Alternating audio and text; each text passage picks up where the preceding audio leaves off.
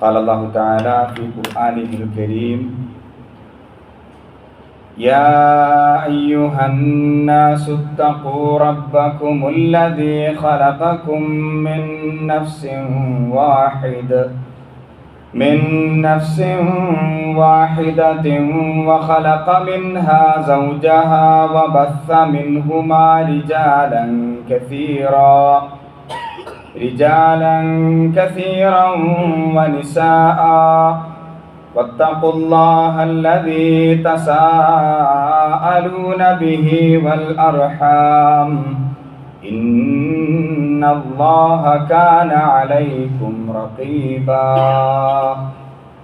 صدق الله العلي العظيم.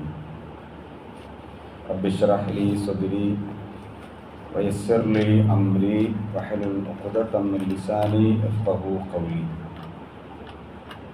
إن أريد إلا الإصلاح ما استطعت وما توفيقي إلا بالله عليه توكلت وإليه أنيب.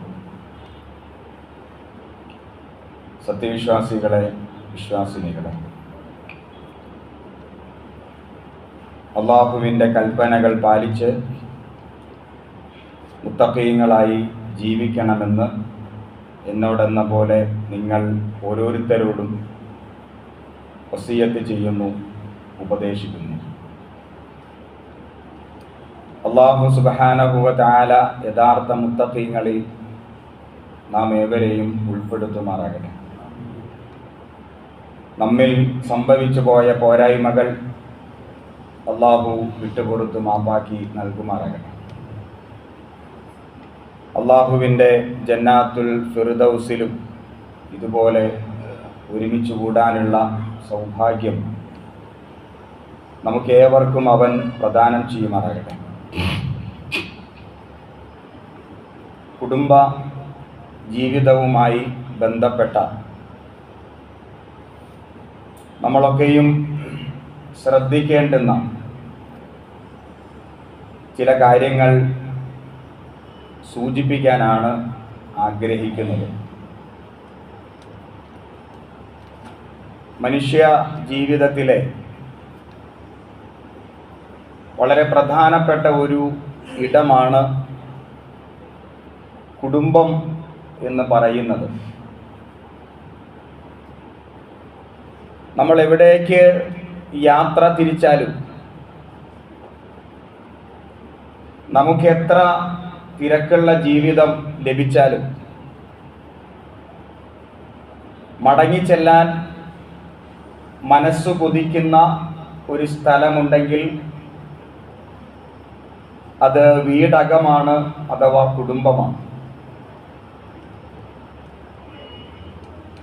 ഈ കുടുംബത്തെ സംബന്ധിച്ച് അല്ലാഹു സുബ്ഹാനഹു വ തആല പറയുന്ന വളരെ പ്രധാനപ്പെട്ട ചില കാര്യങ്ങളാണ് ശ്രദ്ധയിൽപ്പെടുത്താൻ ആഗ്രഹിക്കുന്നത്. മനുഷ്യന് ജീവിക്കുവാൻ പല ഘടകങ്ങൾ ആവശ്യമുണ്ട്. ആഹാരം പോലെ, വെള്ളം പോലെ, വായു പോലെ. ഇതുപോലെ വളരെ പ്രധാനപ്പെട്ട മറ്റൊരു ഘടകമാണ് സമാധാനം എന്നത്, ആശ്വാസം എന്നത്, സംതൃപ്തി കിട്ടുക എന്നത്. അല്ലാഹു സുബ്ഹാനഹു വ തആല കുടുംബ ജീവിതത്തെ,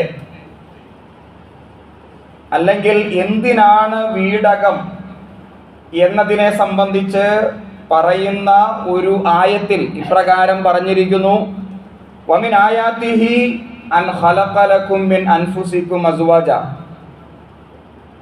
അല്ലാഹു നിങ്ങളെ സൃഷ്ടിച്ചത് ഇണകളായിട്ടാണ്. അത് അല്ലാഹുവിൻ്റെ വലിയൊരു ദൃഷ്ടാന്തമാണ്, അടയാളമാണ്. ലിതസ്കുനു ഇലൈഹ, നിങ്ങൾക്കതിൽ സമാധാനം കിട്ടാൻ വേണ്ടിയിട്ടാണ്, ആശ്വാസം കിട്ടാൻ വേണ്ടിയിട്ടാണ്. അപ്പോൾ ദാമ്പത്യ കുടുംബ ജീവിതത്തിൻ്റെ പ്രധാനപ്പെട്ട ലക്ഷ്യങ്ങളിൽ ഒന്നാണ് സമാധാനം കിട്ടുക, സന്തോഷം കിട്ടുക, സംതൃപ്തി ലഭിക്കുക എന്നത്. ഈ കുടുംബ സംവിധാനം ആരാണ് ഉണ്ടാക്കിയത്? ഇപ്പോൾ നമ്മൾ കുടുംബമായിട്ടാണ് ജീവിക്കുന്നത്. നമുക്ക് മക്കളുണ്ട്, മാതാപിതാക്കളുണ്ട്, ഇണയുണ്ട്, പിന്നെ കൂട്ടുകുടുംബങ്ങളായിട്ട് അങ്ങനെ വേറെയും ആളുകളൊക്കെ, നമ്മളതിനെ ബന്ധുക്കൾ അല്ലെങ്കിൽ സ്വന്തക്കാർ എന്നൊക്കെയാണ് പറയുക. കുറച്ചുകൂടി നമ്മൾ രക്തബന്ധുക്കൾ എന്ന് പറയും, പിന്നെ കുടുംബ അങ്ങനെയുള്ള ബന്ധുക്കൾ എന്നൊക്കെ പറയും. നമ്മൾ അങ്ങനെയാണ് ഇപ്പോൾ ജീവിച്ചു കൊണ്ടിരിക്കുന്നത്. ഇനി മറ്റൊന്ന് ചിന്തിക്കുക, എനിക്ക് അങ്ങനെ ആരും ഇല്ലായിരുന്നുവെങ്കിൽ. ഇപ്പോൾ നമുക്കെല്ലാവരും ഉണ്ട്. ഞാൻ തനിച്ചാണ് ജീവിക്കുന്നത്, എനിക്ക് പറയത്തക്ക കുടുംബക്കാർ ആരും തന്നെ ഇല്ല എങ്കിൽ ആ ജീവിതത്തെ നമുക്കെങ്ങനെയാണ് നിർവചിക്കാൻ സാധിക്കുക? ഒരുപക്ഷെ അതുകൊണ്ടായിരിക്കാം അല്ലാഹു സുബ്ഹാനഹു വ തആല കുടുംബജീവിതത്തിന്റെ ലക്ഷ്യമായിട്ട് സമാധാനം എണ്ണി പറഞ്ഞത്. ഇനി കുടുംബത്തെ ആരാണ് സൃഷ്ടിച്ചത്? ഇപ്പൊ സയൻസ് പറയുന്ന ഒരു ഉത്തരമുണ്ട്. ഏതൊരു സംഗതിയെ സംബന്ധിച്ചും സയൻസിന് അഥവാ ശാസ്ത്രത്തിനൊരു ഉത്തരമുണ്ട്. അത് ഭൗതികമായ ഒരു ഉത്തരമാണ്. അഥവാ മനുഷ്യരുടെ ജീവിതം പ്രയാണം ആരംഭിച്ച് ഏതോ ഒരു ഘട്ടത്തിൽ അവൻ്റെ സൗകര്യത്തിന് വേണ്ടി കുടുംബം എന്ന ഒരു സംവിധാനത്തെ മനുഷ്യർ സ്വന്തമായിട്ട് രൂപകൽപ്പന നടത്തി. അപ്പോൾ മനുഷ്യരായിട്ട് തുടങ്ങി വച്ചത്, മനുഷ്യരായിട്ട് നിർമ്മിച്ചു വച്ചത് എന്നാണ് അതിനെ സംബന്ധിച്ച് സയൻസ് പറയുന്നത്. പക്ഷെ അല്ലാഹു സുബ്ഹാനഹു വ തആല പറയുന്നു, കുടുംബ സംവിധാനത്തെ നിർമ്മിച്ചത് അല്ലാഹുവാണ്. ഇത് ഞാൻ പറയുന്ന കാര്യമല്ല, വിശുദ്ധ ഖുർആനിലെ സൂറത്തുൻ നിസായിലെ 1-ാമത്തെ ആയത്താണ്.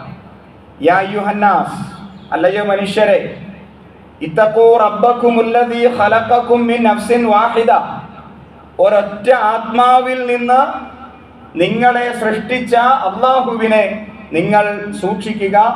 വഖലഖ മിൻഹാ സൗജഹാ, ആ ആത്മാവ് ഏതാണോ അതിൽ നിന്ന് അതിൻ്റെ ഇണയെയും സൃഷ്ടിച്ചവനാണ് അല്ലാഹു. വബസ്സ മിൻഹുമാ റിജാലൻ കസീറൻ വനിസാഅ, ആ രണ്ടു പേരിൽ നിന്ന് ധാരാളം ആണുങ്ങളെയും പെണ്ണുങ്ങളെയും ഈ ഭൂമിയിൽ അവൻ വ്യാപിപ്പിച്ചു. ആദം നബി അലൈഹിസ്സലാം, അതേപോലെ ഹവ്വ ബീവി, അവരെ സംബന്ധിച്ചാണ് ഈ പറയുന്നത്. ലോകത്ത് ആദ്യമായിട്ട് അള്ളാഹു സൃഷ്ടിച്ച ഈ ഭൂമിയിലേക്ക് ആദ്യമായിട്ട് വന്ന മനുഷ്യൻ ആദം നബി അലൈഹിസ്സലാം ആണല്ലോ. ആദം നബി അലൈഹിസ്സലാം തനിച്ചല്ല വന്നത്. ആദം നബി അലൈഹിസ്സലാം അദ്ദേഹത്തിൻ്റെ കൂടെ അദ്ദേഹത്തിൻ്റെ ഇണയും ഉണ്ടായിരുന്നു. അങ്ങനെ ഇവിടെ വന്ന് അവർക്ക് മക്കളുണ്ടായി. അതാണ് വബസ്സ മിൻഹുമാ റിജാലൻ കസീറൻ വനിസാഅ. ആദം നബി അലൈഹിസ്സലാം അതേപോലെ ഹവ്വ ബീവി, അവരിൽ നിന്ന് ധാരാളം റിജാല് അഥവാ ആണുങ്ങൾ, വനിസാഅ ധാരാളം സ്ത്രീകളെ, വബസ്സ ഈ ഭൂമിയിൽ അവൻ വ്യാപിപ്പിച്ചു. ഇന്ന് കാണുന്ന മനുഷ്യരൊക്കെയും ആദമിന്റെ മക്കളാണ്. വിശുദ്ധ ഖുർആനിൽ ഒരു പ്രയോഗമുണ്ട്, യാ ബനി ആദം, അല്ലയോ ആദമിന്റെ മക്കളെ. അഥവാ മനുഷ്യ സമൂഹത്തെ മൊത്തത്തിൽ അള്ളാഹു വിളിക്കുന്നത് യാ ബനി ആദം, യാ അയ്യുഹന്നാസ് എന്ന് വിളിക്കുന്നുണ്ട്, അല്ലയോ മനുഷ്യരെ. അതേപോലെ തന്നെ യാ ബനി ആദം, അല്ലയോ ആദമിന്റെ മക്കളെ, ഞാനും നിങ്ങളുമൊക്കെ ആദമിന്റെ മക്കളാണ്. അതായത് ഹവ്വ ബീവിയുടെയും ആദമിന്റെയും മക്കളാണ്. പ്രവാചകൻ സ്വല്ലല്ലാഹു അലൈഹി വസല്ലമ അദ്ദേഹത്തിന്റെ വചനങ്ങളൊക്കെ ശ്രദ്ധിക്കുമ്പോൾ കുല്ലുബ്നു ആദം, എല്ലാവരും ആദമിന്റെ മക്കൾ അങ്ങനെ പറയുന്നു. അപ്പോ ഈ ലോകത്ത് ഇപ്പൊ ജീവിച്ചു കൊണ്ടിരിക്കുന്ന, ഇനിയിപ്പോ ജീവിക്കാൻ പോകുന്ന, മരിച്ചു മണ്ണടിഞ്ഞു പോയ എല്ലാ മനുഷ്യരും ആദമിന്റെ മക്കളാണ്. ആദം നബി അലൈഹിസ്സലാമാണ് കുടുംബ ജീവിതത്തിന് അടിത്തറയിട്ടത്, കുടുംബ സംവിധാനത്തിന് തുടക്കമിട്ടത്. അത് ലോകത്ത് ഇന്ന് ആകെ വ്യാപിച്ചു കിടക്കുകയാണ്. അപ്പൊ അള്ളാഹുവിന്റെ സ്ഥാപനമാണ് ഈ കുടുംബം എന്ന് പറയുന്നത്. നമ്മളായിട്ട് ഉണ്ടാക്കിയതല്ല, അള്ളാഹുവിന്റെ സ്ഥാപനം. അപ്പോൾ വളരെ ഗൗരവത്തിൽ വേണം ഈ കുടുംബ ദാമ്പത്യ ജീവിതത്തെ കൈകാര്യം ചെയ്യാൻ എന്നർത്ഥം. നമ്മുടെ ദാമ്പത്യം അല്ലെങ്കിൽ നമ്മുടെ കുടുംബം തകർന്നാൽ അത് ആ കുടുംബത്തെ മാത്രമല്ല ബാധിക്കുക, അത് സമൂഹത്തെ ഒന്നായിട്ട് ബാധിക്കുന്നു, അത് തലമുറകളെ ബാധിക്കുന്നു. അപ്പൊ എൻ്റെ കുടുംബം തകർന്നു, അത് എൻ്റെ മാത്രം ഒരു പ്രശ്നമായിട്ട് അവശേഷിക്കുന്നില്ല, അത് സമൂഹത്തിന്റെ പ്രശ്നമായി മാറും, അത് തലമുറകളുടെ പ്രശ്നമായിട്ട് മാറും. അപ്പോ ഈ കുടുംബ തകർച്ചയ്ക്ക് ഞാനാണ് ഉത്തരവാദിയെങ്കിൽ ആ ഞാൻ സമൂഹത്തിൻ്റെയും തലമുറകളുടെയും അന്തകനായിട്ട് മാറുന്ന വ്യക്തിയാണ് എന്ന ഗൗരവത്തിൽ കുടുംബത്തെ നമുക്ക് മനസ്സിലാക്കാൻ സാധിക്കണം. ഈ കുടുംബ ജീവിതത്തിൽ, നമ്മുടെ കുടുംബ സംവിധാനത്തിൽ വളരെ പ്രധാനപ്പെട്ട ഒരു ഘടകമാണ് നമ്മുടെ മക്കൾ എന്ന് പറയുന്നത്. ഇപ്പോൾ വെക്കേഷൻ ഒരു കാലയളവാണ്. നമ്മുടെ മക്കൾ വളരെയധികം സമയം അനുഭവിക്കുന്ന, അവർക്ക് സമയം ലഭിക്കുന്ന ഒരു കാലയളവ് കൂടിയാണ്. ഈ മക്കളെ സംബന്ധിച്ച് വിശുദ്ധ ഖുർആൻ പല രൂപത്തിൽ ഇങ്ങനെ പറയുന്നുണ്ട്. അതിൽ ഒന്ന് രണ്ട് അള്ളാഹു പറഞ്ഞ ആയത്തുകൾ നിങ്ങളുടെ ശ്രദ്ധയിൽപ്പെടുത്താം. മക്കളെ സംബന്ധിച്ച് അള്ളാഹു പറഞ്ഞ ഒരു പ്രയോഗം അവര് ഖുർറത്ത അഅ്യുനിൻ എന്നതാണ്. നമ്മളൊക്കെയും അള്ളാഹുവോട് പ്രാർത്ഥിക്കുന്ന ഒരു പ്രാർത്ഥനാ രൂപത്തിലാണ് അള്ളാഹു പറഞ്ഞത്, റബ്ബനാ ഹബ്ലനാ മിൻ അസ്വാജിനാ വദുർരിയാതിനാ ഖുർറത അഅ്യുനിൻ. ഖുർറത അഅ്യുനിൻ എന്നത് വളരെ മനോഹരമായ ഒരു പ്രയോഗമാണ്. കൺകുളിർമ. അള്ളാഹുവേ, എനിക്ക് എൻ്റെ മക്കളെ നോക്കുമ്പോൾ, എനിക്ക് എൻ്റെ കുടുംബത്തിലേക്ക് വരുമ്പോൾ കണ്ണിന് ഒരു സമാധാനം, ഒരു ആശ്വാസം നീ നൽകണമേ. അതിൻ്റെ അർത്ഥം എന്താ? എൻ്റെ മക്കൾ വളരെ സ്വാലിഹീങ്ങളായ മാതാപിതാക്കൾക്കും സമൂഹത്തിനുമൊക്കെ ഉപകാരപ്പെട്ട, അങ്ങനെ എന്തിനും മതിയായ, എന്തിനും പോന്ന, എൻ്റെ മനസ്സിൻ്റെ അകത്ത് എൻ്റെ ആഗ്രഹങ്ങളൊക്കെ നടപ്പിൽ വരുത്തുന്ന, അങ്ങനെ എനിക്ക് സംതൃപ്തി നൽകുന്ന മക്കളെ നീ എനിക്ക് പ്രദാനം ചെയ്യണമേ. അപ്പോ മക്കൾ എന്ന് പറയുന്നത് കൺകുളിർമയാണ്. ഖുർറത അഅ്യുനിൻ ആ രൂപത്തിൽ അള്ളാഹു അവതരിപ്പിക്കുന്നുണ്ട്. അതേപോലെ സൂറത്ത് അൽ കഹ്ഫിൽ എല്ലാ വെള്ളിയാഴ്ചയും നമ്മൾ പാരായണം ചെയ്തുകൊണ്ടിരിക്കുന്ന അൽ കഹ്ഫ് അധ്യായത്തിൽ അള്ളാഹു മക്കളെ സംബന്ധിച്ച് പറഞ്ഞ കൂട്ടത്തിൽ അൽമാലു വൽ ബനൂൻ, ഈ സമ്പത്തും സന്താനങ്ങളും എന്ന് പറയുന്നത് സീനത്ത് അൽ ഹയാത്തി ദുനിയ, ഇഹലോക ജീവിതത്തിലെ അലങ്കാരമാണ്. അതൊരു അലങ്കാരമാണ്, സീനത്താണ് എന്ന അർത്ഥത്തിലും അള്ളാഹു പറഞ്ഞു വെക്കുന്നുണ്ട്. ഇനി അതേപോലെ തന്നെ ആ ആയത്തിന്റെ അവസാന ഭാഗത്ത് വൽ ബാഖിയാത്തു സ്വാലിഹാത്ത്, അവശേഷിക്കുന്ന സുകൃതം, അവശേഷിക്കുന്ന സുകൃതം, അതായത് ഞാൻ മരിച്ചു പോയാലും ഞാൻ ബാക്കി വച്ചേച്ചു പോയ, ബാക്കി ഇട്ടേച്ചു പോയ ഒരു സുകൃതമാണ് എൻ്റെ മക്കൾ, ഞാൻ ചെയ്തു കൂട്ടിയ സൽക്കർമ്മങ്ങൾ. അപ്പോൾ മക്കൾ എന്ന് പറയുന്നത് ഞാൻ മരിച്ചു പോയാലും എൻ്റെ ബാക്കിയാത്താണ്, അതായത് ഞാൻ ഇട്ടേച്ചു പോയ സുകൃതമാണ്, ഞാൻ ബാക്കി വച്ചിട്ട് പോയ സ്വാലിഹായ ഒരു അമലാണ്, ജനങ്ങൾക്ക് ഉപകാരപ്പെടുന്ന വലിയ ഒരു സൽക്കർമ്മമാണ് എന്ന അർത്ഥത്തിലും മക്കളെ സംബന്ധിച്ച് അള്ളാഹു പറയുന്നുണ്ട്. ഇവിടെ പ്രവാചകന്മാരൊക്കെ മക്കൾക്ക് വേണ്ടി ദുആ ചെയ്തത് വളരെ ഗൗരവത്തിൽ അള്ളാഹു എടുത്തു പറഞ്ഞിട്ടുണ്ട്. വലദുൻ സ്വാലിഹുൻ യദ്ഉ ലഹു എന്ന് മുഹമ്മദ് നബി സല്ലല്ലാഹു അലൈഹി വസല്ലമ നമ്മളൊക്കെ മരിച്ചു കഴിഞ്ഞാൽ ഉപകാരപ്പെടുന്ന അമലുകളെ സംബന്ധിച്ച് പറഞ്ഞ കൂട്ടത്തിൽ വലദുൻ സ്വാലിഹുൻ യദ്ഉ ലഹു, നിങ്ങൾക്ക് വേണ്ടി പ്രാർത്ഥിക്കുന്ന സ്വാലിഹീങ്ങളായ മക്കൾ എന്ന് എടുത്തു പറഞ്ഞിരിക്കുന്നു.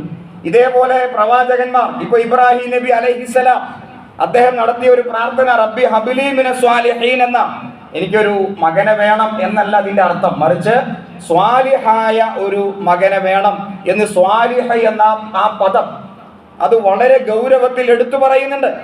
അതേപോലെ സക്കരിയ നബി അലൈഹിസ്സലാം റബ്ബി ഹബ്ലി മിൻ ലദുൻക വലിയ, എൻ്റെ നാഥ നീ എനിക്ക് ഒരു രക്ഷാധികാരിയെ നൽകണം. അവിടെ വലിയ എന്ന പ്രയോഗമാണ്. ഇപ്പോൾ സ്വാലിഹ എന്ന പ്രയോഗം, വലിയ എന്ന പ്രയോഗം, അതിൻ്റെയൊക്കെ ആശയം എന്താ?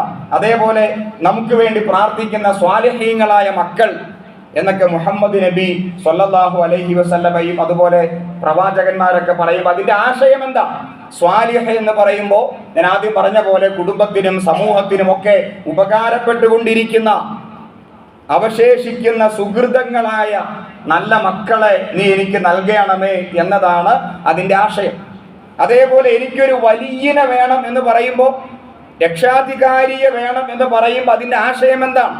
ഈ ദീൻ, അള്ളാഹുവിൻ്റെ ദീൻ, അതിനെ പ്രബോധനം ചെയ്യാൻ എൻ്റെ കാലശേഷം അതിനെ നടപ്പിൽ വരുത്താൻ അത് ജനങ്ങൾക്ക് എത്തിച്ചു കൊടുക്കാൻ പ്രാപ്തനായ സക്കരിയ നബി അലൈഹിസ്സലാം അദ്ദേഹം മരിച്ചുപോയാൽ അതോടുകൂടി അള്ളാഹുവിൻ്റെ ദീൻ മരിച്ചു പോകാൻ പാടില്ല.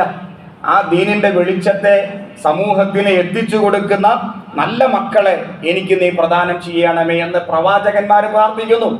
അപ്പൊ ഈ ആയത്തുകളൊക്കെ മുമ്പിൽ വെച്ചുകൊണ്ട് ചിന്തിക്കുക, എത്ര ഗൗരവത്തിലാണ് മക്കളെ സംബന്ധിച്ച് പ്രവാചകന്മാർ അള്ളാഹുവോട് പ്രാർത്ഥിക്കുന്നതും എത്ര ഗൗരവത്തിലാണ് അള്ളാഹു സുബ്ഹാനഹു വ തആല മക്കളെ സംബന്ധിച്ച് പറയുന്നതും. ഇനിയും ആയത്തുകളുണ്ട്, സമയത്തിന്റെ പരിമിതി കൊണ്ട് അതൊന്നും ഇവിടെ പറയാൻ നമുക്ക് സാധ്യമല്ല. അപ്പോ ഏറ്റവും അധികം ശ്രദ്ധിക്കേണ്ടുന്ന ഒരു മേഖലയാണ് നമ്മുടെ മക്കൾ. കുടുംബം എന്നത് ഒരു വിദ്യാലയം തന്നെയാണ്.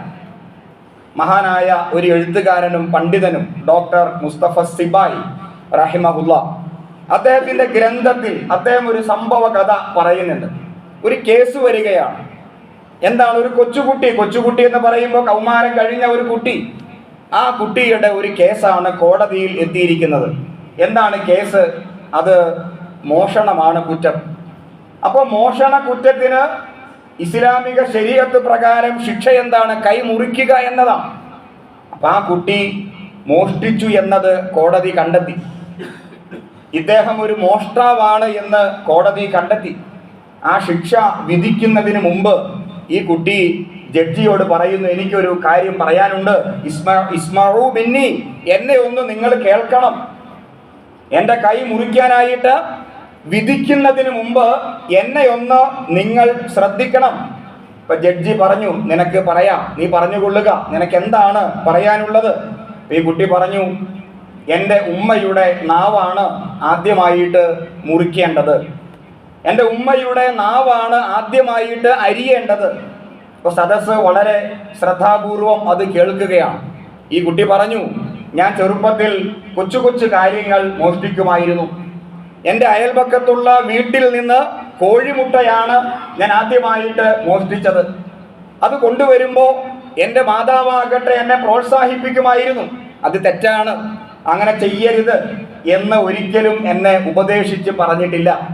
ഞാൻ മോഷ്ടിച്ച് കൊണ്ടുവരുമ്പോൾ എന്നെ ഉപദേശിക്കാനോ അതിൽ നിന്ന് എന്നെ പിന്തിരിപ്പിക്കാനോ എൻ്റെ മാതാപിതാക്കൾ പ്രത്യേകമായി ശ്രദ്ധിച്ചിട്ടില്ല. അപ്പോൾ ഞാൻ അതിനെ ഒരു നല്ല കാര്യമായിട്ട് കണ്ടു, എനിക്കതിൽ പ്രോത്സാഹനം കിട്ടി, ഞാൻ അങ്ങനെയാണ് വലിയ ഒരു കള്ളനായിട്ട് മാറിയത്. അപ്പൊ എൻ്റെ ഉമ്മയുടെ നാവാണ് ആദ്യമായിട്ട് മുറിച്ച് കളയേണ്ടത് എന്ന് ഈ കുട്ടി കോടതിയെ ബോധിപ്പിക്കുന്നുണ്ട്. അപ്പോൾ അതിൻ്റെ ആശയം എന്താണ്? ഒരു കുടുംബം എന്ന് പറയുന്നത് ഒരു വിദ്യാലയമാണ്. അവിടെ നിന്നാണ് നമ്മുടെ മക്കൾ കാര്യങ്ങളൊക്കെ കൃത്യമായി പഠിക്കുന്നത്. ആ വിദ്യാലയത്തിൽ മാതാപിതാക്കളാണ് പ്രധാനപ്പെട്ട റോൾ മോഡൽ. അത് കൃത്യമായി മനസ്സിലാക്കി പെരുമാറുവാൻ നമുക്ക് സാധ്യമായിട്ടില്ല എങ്കിൽ ഒരു തലമുറയെ നമ്മൾ നശിപ്പിച്ച് കളയുകയാണ്. ഒരു സമൂഹത്തെ മുഴുവനായി നമ്മളൊക്കെയും നശിപ്പിച്ച് കളയുകയാണ്. വളരെ പ്രഗത്ഭനായ മറ്റൊരു പണ്ഡിതൻ ഇബ്നു ഖയ്യിം റഹിമഹുല്ലാ, അദ്ദേഹം ഈ മക്കളെ സംബന്ധിച്ച് ചില കാര്യങ്ങൾ അദ്ദേഹത്തിൻ്റെ അനുഭവത്തിൽ നിന്ന്, അതേപോലെ മുൻഗാമികളായ മഹാന്മാർ അവരുടെ ജീവിതത്തിൽ നിന്ന് എടുത്തു പറയുന്നുണ്ട്. ഇബ്നു ഖയ്യിം റഹിമഹുല്ലാ അദ്ദേഹം പറയുന്നു, പ്രവാചകൻ സല്ലല്ലാഹു അലൈഹി വസല്ലമയുടെ ഒരു വചനത്തെ മുൻനിർത്തിയാണ് അദ്ദേഹം സംസാരിക്കുന്നത്.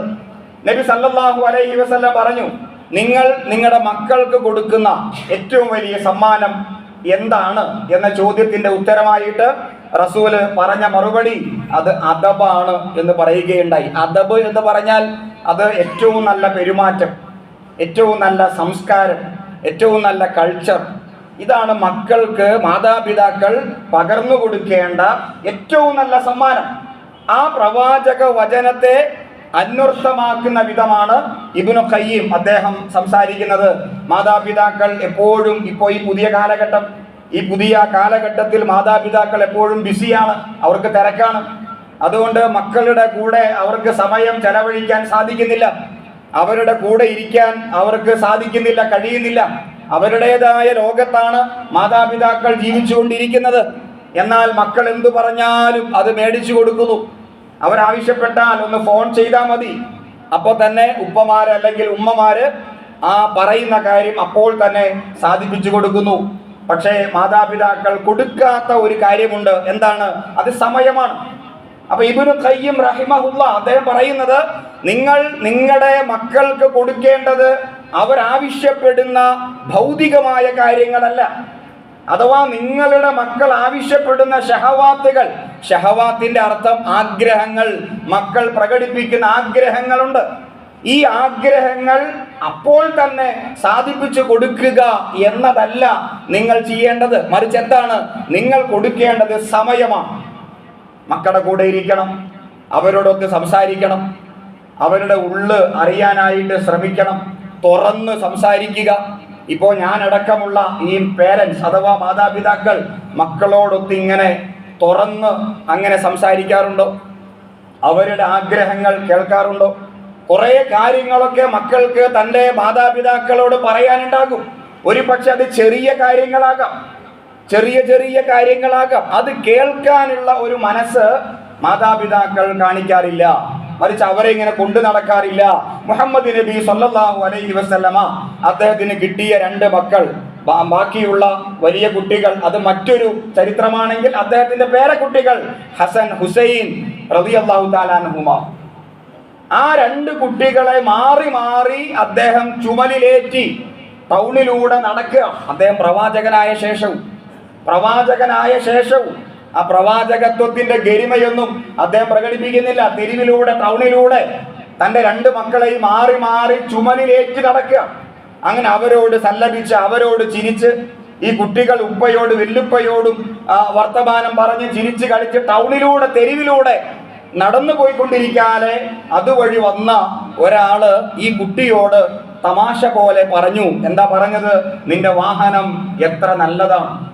അഥവാ പ്രവാചകന്റെ ചുമലിൽ ഇരുന്നാണല്ലോ നീ സഞ്ചരിക്കുന്നത്, നിന്റെ വാഹനം പ്രവാചകൻ, അപ്പോ നിന്റെ വാഹനം എത്ര നല്ലതാണ്. ഇത് കേട്ടപ്പോ റസൂൽ കരീം സല്ലല്ലാഹു അലൈഹി വസല്ലം തിരിച്ചൊരു മറുപടി കൊടുത്തു, വാഹനം മാത്രമല്ല യാത്രക്കാരനും നല്ലതാണ്. അപ്പൊ അങ്ങനെ ചിരിച്ചും സംസാരിച്ചും കഥ പറഞ്ഞും തൻ്റെ പേരക്കുട്ടികളെ എടുത്തുകൊണ്ട് പോകുന്ന ഒരു പ്രവാചകൻ, ഇതാണ് നമ്മുടെ പ്രവാചകൻ. നമ്മൾ കാണുന്ന പോലെ നിസ്കാരത്തിന്റെ, നോമ്പിന്റെ, അല്ലെങ്കിൽ യുദ്ധമുഖത്ത്, അല്ലെങ്കിൽ പോരാട്ട രംഗത്ത്, വിപ്ലവ രംഗത്ത് അവിടെ മാത്രമല്ല റസൂല്. ആ റസൂലിന്റെ കുടുംബ ജീവിതം ഇത്ര രസകരമായിരുന്നു. ഒരിക്കൽ റസൂല് നമസ്കരിച്ചു കൊണ്ടിരിക്കാതെ നമ്മളൊക്കെ കേട്ട കഥയാണ്, പ്രവാചകന്റെ പുറത്തു കയറിയിരുന്ന ആന കളിക്കുന്ന ഹസനും ഹുസൈൻ റളിയല്ലാഹു തആല അൻഹുമാ. പ്രവാചകൻ അവർക്കൊപ്പം കളിക്കുകയാണ്, ഓടിക്കളിക്കുന്നു. പ്രവാചകൻ തോറ്റുകൊടുക്കുന്നു. ഇടയ്ക്കിടയ്ക്ക് ഹസൻ റളിയല്ലാഹു തആല അൻഹു ജയിക്കുമ്പോൾ നബി കൈയടിച്ച് പ്രോത്സാഹിപ്പിക്കുന്നു. നബി തോറ്റുകൊടുക്കുക, അവരുടെ കൂടെ ഇങ്ങനെ ആന കളിക്കുക. ആ കാലഘട്ടത്തിൽ കുട്ടികളുമായിട്ട് കളിക്കാൻ പറ്റുന്ന രസകരമായ കളികളൊക്കെ റസൂൽ തൻ്റെ പേരക്കുട്ടികൾക്കൊത്ത് കളിച്ചുകൊണ്ടിരിക്കുക. രസകരമായ ഒരു കുടുംബ ജീവിതത്തെയാണ് മുഹമ്മദ് നബി സല്ലല്ലാഹു അലൈഹി വസല്ലമയിൽ നിന്ന് നമുക്ക് മാതൃകയായി സ്വീകരിക്കാൻ സാധിക്കുക. അപ്പൊ അത് വച്ചിട്ടാണ് ഇവിടെ ഇബ്നു ഖയ്യിം റഹിമഹുല്ലാ പറയുന്നത്, മക്കൾക്ക് വേണ്ടത് സമയമാണ്. നമ്മൾ മേടിച്ചു കൊടുക്കുന്ന കളിപ്പാട്ടങ്ങളല്ല. ഉപ്പയോട് മക്കൾ ആ സമയം കിട്ടാതെ വരുമ്പോഴാണ്, ഉപ്പയിൽ നിന്ന് കിട്ടേണ്ടത് കിട്ടാതെ വരുമ്പോഴാണ് ഭൗതികമായ കാര്യങ്ങൾ ആവശ്യപ്പെടുന്നത്. എനിക്കത് വേണം, എനിക്കിത് വേണം. ഈ കാലഘട്ടം ഒന്ന് വേറെയാണ്. മക്കൾക്ക് എന്ത് മേടിച്ചു കൊടുക്കാൻ നമുക്കിപ്പോൾ സാധിക്കുന്നു. നമ്മുടെ കയ്യിൽ പണമുണ്ട്. കാലം മാറിയപ്പോൾ ഇഷ്ടംപോലെ പൈസ നമ്മുടെ കയ്യിലുണ്ട്. മക്കൾ ഒരു കാര്യം പറഞ്ഞാൽ അപ്പോൾ തന്നെ അത് മേടിച്ചു കൊടുക്കുക. ഒട്ടും സമയം കളയുന്നില്ല. ആ നിമിഷം അത് അവന്റെ കൈകളിലെത്തി. അപ്പോ മക്കൾ വിചാരിക്കുന്നു, ഞാൻ ആവശ്യപ്പെടുന്നതെന്തും എനിക്ക് കിട്ടും, സ്വർഗമാണ് ഈ ജീവിതം. ഞാൻ എന്തെല്ലാം വെല്ലുപ്പയോട്, എൻ്റെ ഉപ്പയോട്, എൻ്റെ ഉമ്മയോട് ഞാൻ ആവശ്യപ്പെട്ടാൽ എനിക്ക് ഉടനെ അത് കിട്ടിയിരിക്കും. അപ്പൊ കുട്ടി അങ്ങനെ വളരുമ്പോൾ അവിടെ എന്താണ് സംഭവിക്കുക? ആ സംഭവിക്കുന്ന കാര്യം കൂടി ഇബ്നു ഖയ്യിം റഹിമഹുല്ലാ പറയുന്നത്, കിട്ടാതെ വരുമ്പോഴോ, ഇപ്പോ കിട്ടുന്നുണ്ട്, കിട്ടാതെ വരുമ്പോ ഈ കുട്ടിയിൽ അത് മാനസികമായ സമ്മർദ്ദങ്ങൾ ഉണ്ടാക്കും. അത് ഡിപ്രഷനായി മാറിയേക്കാം. ഒരു പക്ഷേ ഈ സൂയിസൈഡുകൾ, ആത്മഹത്യകൾ അങ്ങനെ സംഭവിച്ചേക്കാം. എപ്പോഴും എല്ലാം കിട്ടിക്കൊണ്ടിരിക്കുന്നു. അങ്ങനെ കിട്ടിക്കൊണ്ടിരിക്കുമ്പോൾ 2 കാര്യങ്ങളാണ് സംഭവിക്കുക. ഒന്നാമത്തെ കാര്യം, കിട്ടാതെ വരുമ്പോ അത് വലിയ ആത്മസംഘർഷങ്ങളായിട്ട് മാറിയേക്കാം. രണ്ടാമത്തെ കാര്യം, കിട്ടാതെ വരുമ്പോ മാതാപിതാക്കളെ അവഗണിച്ചേക്കാം. അവൻ സ്നേഹിച്ചത് ആവശ്യങ്ങളെയായിരുന്നു, മാതാപിതാക്കളെ ആയിരുന്നില്ല. ഇത് വലിയ പോയിന്റാണ്. നമ്മുടെ മക്കൾ എന്തിനെ സ്നേഹിക്കണം? എന്നെയാണ് എൻ്റെ മക്കൾ സ്നേഹിക്കേണ്ടത്. ഞാൻ കൊടുക്കുന്ന ആവശ്യങ്ങളെയല്ല, അവൻ പറയുന്ന ആവശ്യങ്ങളെയല്ല, അവൻ്റെ ആഗ്രഹങ്ങളെയല്ല. മിഠായി പൊതിയുമായി വരുന്ന ഉപ്പ, പക്ഷെ കുട്ടിയുടെ കണ്ണ് മിഠായി പൊതിയിലാണ്, എൻ്റെ ദേഹത്തേക്കല്ല, എൻ്റെ ഹൃദയത്തിലേക്കല്ല. മിഠായി പൊതി കിട്ടിയാൽ കുട്ടിക്കത് മതി, പിന്നെ എന്നെ വേണ്ട. അഥവാ അവൻ ആഗ്രഹിക്കുന്നത് മിഠായി പൊതികളെ മാത്രമാണ്. മറിച്ച് ഞാനെന്ന പിതാവിനെയല്ല. മിഠായി പൊതി കിട്ടാതെ വരുമ്പോഴോ പിതാവിനെ അവഗണിച്ചു, കിട്ടാത്തത് എനിക്ക് വേണ്ട, എനിക്ക് തരാനായിട്ട്, എൻ്റെ ആവശ്യങ്ങൾ നിവർത്താനായിട്ട് അദ്ദേഹത്തിന് സാധിക്കില്ലെങ്കിൽ പിന്നെ അദ്ദേഹത്തെ എനിക്ക് വേണ്ട. രണ്ട് പ്രധാനപ്പെട്ട പോയിന്റാണ് ഇബ്നു ഖയ്യിം റഹിമഹുല്ലാ മുന്നോട്ട് വച്ചത്. ഒന്ന്, കിട്ടാതെ വരുമ്പോൾ അത് വലിയ ഡിപ്രഷനിലേക്ക് എത്തിച്ചേക്കാം. രണ്ടാമത്, കിട്ടാതെ വരുമ്പോൾ നൽകിക്കൊണ്ടിരുന്ന ആളെ അവഗണിച്ചേക്കാം. മാതാപിതാക്കൾ വലിയ അവഗണനകൾ കുടുംബത്തിൽ അനുഭവിക്കുന്നുണ്ട് എങ്കിൽ ഈ ഉപദേശത്തെ ഒന്ന് മനസ്സിലാക്കേണ്ടതാണ്. നമ്മൾ കൊടുക്കേണ്ടത് സമയമാണ്, നമ്മൾ കൊടുക്കേണ്ടത് സ്നേഹമാണ്, നമ്മൾ കൊടുക്കേണ്ടത് അവർക്ക് അടുത്തിരുന്ന് കുറെ സംസാരങ്ങളാണ്, അവരെ അനുഭവിക്കലാണ്, അറിയലാണ്. ഇതേപോലെ മറ്റൊരു പ്രമുഖനായ പണ്ഡിതനാണ് ഇബ്നു ജൗസി റഹിമഹുല്ലാ. അദ്ദേഹം പൂർവസൂരികൾ അഥവാ മുൻഗാമികളായ സലഫു സ്വാലിഹീങ്ങൾ അവര് മക്കളെ വളർത്തിയ രീതിയെ സംബന്ധിച്ച് വളരെ കൃത്യമായി സംസാരിക്കുന്നുണ്ട്. അദ്ദേഹം പറയുന്നു, ഉലമാക്കൾ അവരുടെ മക്കൾ അവരോടൊരു കാര്യം ചോദിച്ചാൽ, ഇപ്പോൾ ഉപ്പ ചോദിക്കുകയാണ്, എനിക്ക് ഒരു സൈക്കിൾ വേണം, എനിക്കൊരു ഡിവൈസ് വേണം എന്ന് ഉപ്പയോട് ആവശ്യപ്പെട്ടാൽ പൂർവസൂരികളായ ഉലമാക്കൾ അഥവാ പൂർവസൂരികളായ ഈ മാതാപിതാക്കൾ ഉടനെ അത് മേടിച്ചു കൊടുത്തിരുന്നില്ല. മറിച്ച് പല ഘട്ടങ്ങളിലൂടെ അവരെ കടത്തിവിട്ടിരുന്നു. അതായത് അള്ളാഹുവിലേക്ക് മക്കളെ അടുപ്പിക്കുക എന്നതാണ് മാതാപിതാക്കളുടെ പ്രധാനപ്പെട്ട ഉത്തരവാദിത്വം. അപ്പോ ഈ ഒരു സാധനം ചോദിച്ചാൽ, ഒരു ആഗ്രഹം പ്രകടിപ്പിച്ചാൽ ഉടനെ ആ കുട്ടിയോട് പറയും, നീ അള്ളാഹുവോട് ചോദിക്ക്, നീ അള്ളാഹുവോട് പറയ്. നിന്റെ ആഗ്രഹം നീ ആദ്യമായി പറയേണ്ടത് അള്ളാഹുവോടാണ്. അപ്പോ എൻ്റെ ആഗ്രഹം, എൻ്റെ ഇഷ്ടം അത് തരാനായിട്ട്, സാധിപ്പിച്ച് നൽകാനായിട്ട് അള്ളാഹുവിനാണ് സാധിക്കുകയുള്ളൂ. ആ അള്ളാഹുവിലേക്കുള്ള അടുപ്പം, അള്ളാഹുവുമായിട്ടുള്ള ബന്ധത്തെ ശക്തിപ്പെടുത്തി അങ്ങനെ ഒരു നിർദ്ദേശവും ഉപദേശവും അവർ കൊടുക്കുമായിരുന്നു. രണ്ടാമതായി അവർ സ്വീകരിച്ച ഒരു രീതി ഉടനെ മേടിച്ചു കൊടുത്തിരുന്നില്ല. എന്താണ് കാരണം? ഉടനെ മേടിച്ചു കൊടുത്താൽ ഈ കുട്ടിയിൽ ക്ഷമ ഉണ്ടാവുകയില്ല. 1-2 ആഴ്ചകൾ കഴിഞ്ഞ് അവനെ ക്ഷമിക്കാനും കാത്തിരിക്കാനും പ്രേരിപ്പിക്കുക. ഒരു സംഗതിക്ക് വേണ്ടി കാത്തിരിക്കുക, ഒരു സംഗതിക്ക് വേണ്ടി ക്ഷമിക്കുക. അപ്പൊ സബർ പഠിപ്പിക്കുക, കാത്തിരിക്കാനായിട്ട് പ്രേരിപ്പിക്കുക. അങ്ങനെ അവനെ പരിശീലിപ്പിച്ചതിന് ശേഷം മാത്രമേ അവൻ ആഗ്രഹം പ്രകടിപ്പിച്ച ആ ഒരു സാധനം അവന് മേടിച്ചു കൊടുക്കുമായിരുന്നുള്ളൂ. ഇത് പൂർവസൂരികളുടെ ഒരു നിലപാടാണ്.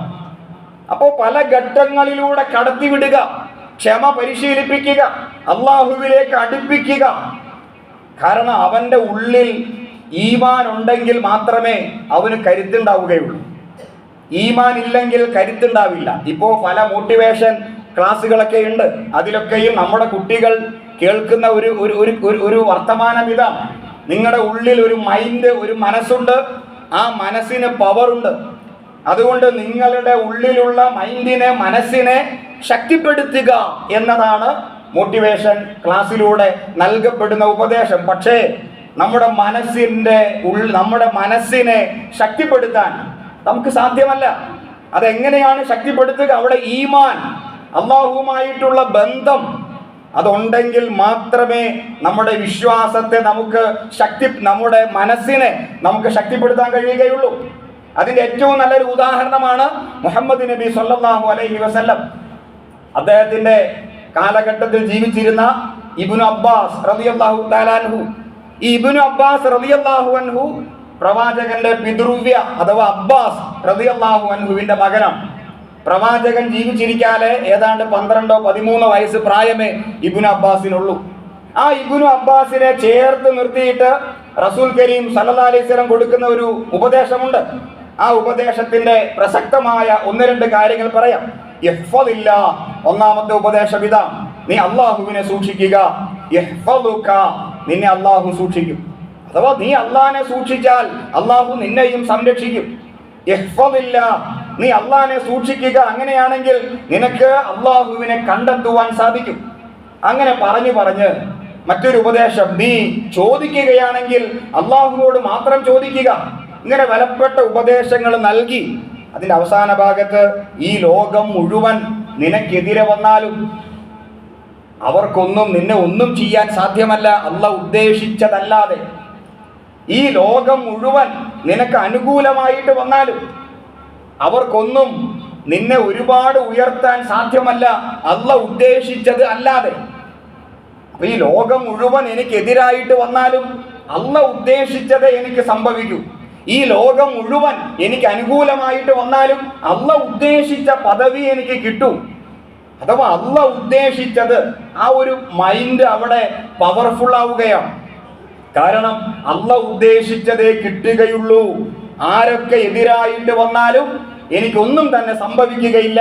എൻ്റെ റബ്ബ് എന്താണോ ആഗ്രഹിച്ചത് അതേ എനിക്ക് കിട്ടുകയുള്ളൂ എന്ന് 12-13 വയസ്സ് പ്രായമുള്ള ഇബ്നു അബ്ബാസ്, അന്ന് അദ്ദേഹം ചെറിയ കുട്ടിയാണ്, വിളിച്ച് തൻ്റെ അരികത്തേക്ക് ചേർത്ത് നിർത്തിയിട്ട് നബി സല്ലല്ലാഹു അലൈഹി വസല്ലം കൊടുത്ത ഉപദേശമാണ്.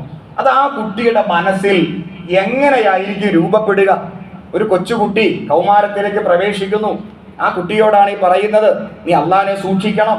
ആ ലോകം മുഴുവൻ നിനക്കെതിരെ വന്നാലും അള്ളാഹ് ഉദ്ദേശിച്ചതേ കിട്ടുകയുള്ളൂ, ഒന്നും സംഭവിക്കില്ല എന്ന് പറയുമ്പോൾ എവിടെയും എഴുന്നേറ്റ് നിൽക്കാനുള്ള കരുത്ത്, ഏത് പരീക്ഷ, ഇന്റർവ്യൂ, അങ്ങനെ തുടങ്ങി ഏത് കടമ്പകൾ കടക്കാനുമുള്ള ഒരു പവറിലേക്ക് ആ കുട്ടി അത് എത്തിക്കുക. നമ്മൾ ആരെങ്കിലും നമ്മുടെ മക്കൾക്ക്, നമ്മുടെ പേരക്കുട്ടികൾക്ക് ഇങ്ങനെയുള്ള ഉപദേശങ്ങൾ കൊടുത്തിട്ടുണ്ടോ? അവരെ ചേർത്ത് നിർത്തിയിട്ടുണ്ടോ? അതേപോലെ ഹസൻ, ഹുസൈൻ, ഈ 2 മക്കളെയും ചേർത്ത് നിർത്തി അവരുടെ ഹദീസ് ഗ്രന്ഥങ്ങളിൽ കാണാൻ കഴിയും, അവരുടെ ചുണ്ടിലാണ് റസൂല് ചുംബിച്ചത്. ആ കൊച്ചുകുട്ടികളുടെ ചുണ്ടിൽ 2 പേരുടെയും ചുംബിച്ചുകൊണ്ട് അവിടെ അവരെ മുമ്പിൽ നിർത്തിയിട്ട് റസൂല് അള്ളാഹുവോട് പ്രാർത്ഥിക്കുന്നു.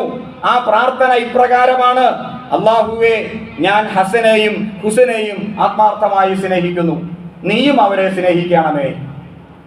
അപ്പൊ മക്കളെ ചേർത്ത് നിർത്തി അവരെ ചുംബിച്ച് അള്ളാഹുവോട് അവർക്ക് വേണ്ടി ദുആ ചെയ്യുക.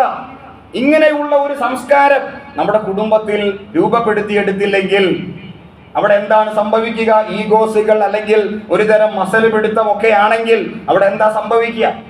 മക്കൾ ആഗ്രഹിക്കുന്ന വളരെ പ്രധാനപ്പെട്ട ഒരുപാട് കാര്യങ്ങളുണ്ട്. അത് നമ്മുടെ ആദ്യം പറഞ്ഞ പോലെ സമയമാണ്. മാതാപിതാക്കളുടെ സമയം അവർ ആഗ്രഹിക്കുന്നു, ആ സാമീപ്യം അവർ ആഗ്രഹിക്കുന്നു. അതിലൂടെ അവർക്ക് പകർന്നു കിട്ടേണ്ടതായ ഒരുപാട് ഗുണങ്ങൾ, അതുമായി ബന്ധപ്പെട്ട 1-2 കാര്യങ്ങളാണ് ശ്രദ്ധയിൽപ്പെടുത്തിയത്. പ്രിയ സഹോദരങ്ങളെ, രക്ഷിതാക്കളെ, ഞാനടക്കം ഈ കാലഘട്ടം നമുക്കറിയാം, തിരക്ക് പിടിച്ച ഒരു ജീവിതമാണ്. ആ ജീവിതത്തിന്റെ ഇടയിൽ നമ്മുടെ ദാമ്പത്യ കുടുംബ ജീവിതത്തെ മറന്നു പോകരുത്. കുടുംബത്തിന് കിട്ടേണ്ടതായ സമയം കിട്ടണം, കൊടുക്കേണ്ടതായ സമയം കൊടുക്കണം. മക്കളെ അടുത്തിരുത്തണം, അവരോട് സംസാരിക്കണം, ഉള്ളു തുറന്ന് വർത്തമാനങ്ങൾ പറയണം, അവരോടൊത്ത് അവരുടെ കാര്യങ്ങളൊക്കെ ഏറ്റെടുക്കാനും, അഥവാ എനിക്കൊരു പിതാവുണ്ട്, എൻ്റെ കാര്യങ്ങൾ സംസാരിക്കുവാൻ ഒരു ഒരു ഒരു ഒരു ഒരു ആത്മസുഹൃത്ത് അദ്ദേഹത്തിൻ്റെ അനുഭവം പറഞ്ഞതാണ്. അദ്ദേഹത്തിൻ്റെ മകന് ഹസൻ, ഹുസൈൻ എന്ന് പേരിട്ടു.